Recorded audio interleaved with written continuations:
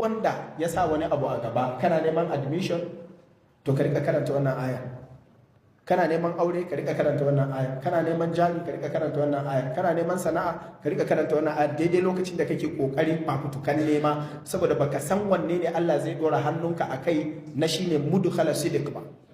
rabbi adkhilni mudkhala sidiq wa akhrijni mukhraja sidiq waj'al li min ladunka sultanan nasira.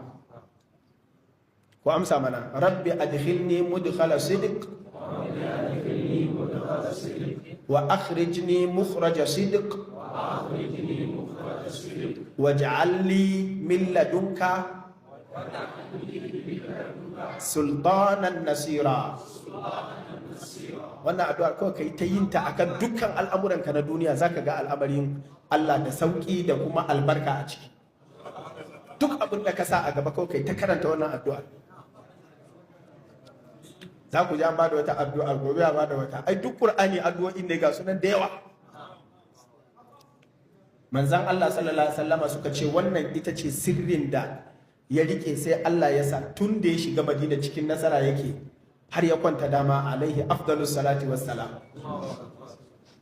Kuma duk mutumin da ya masa ba daidai ba sai da manzan Allah ya samu ɗaukaka a kansa, ya samu damar ya rama, sai dai shi ya yafe.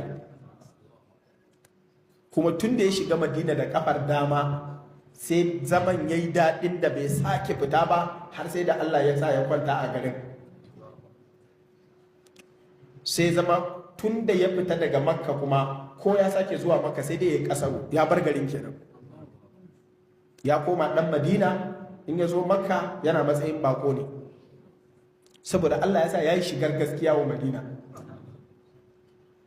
Kuma daga fitarsa a Madina bai bar garin ba, sai dai ya fite koma ga ubangijinsa. In zai tashi a ranar kiyama ma sai dai ya taso daga Abdul Madina, saboda ya yi shiga mai kyau.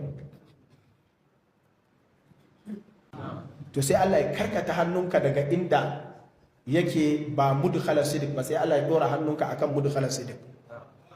Sannan in ka shiga kana yi kuma menene zai dawwamar da kai akan alheri ta yadda in ba daidai bane a fitar da kai, shine wa akhrijni mukhraja sidiq.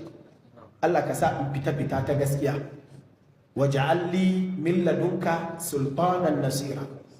Kuma Allah ka bani karfi mai taimako a ciki, ta yadda ni karfi na bazan iya ba, kai ka bani karfi daga gare ka, karfin da shine zai supporting dina in iya delivering abin da ake nema a cikin aikin.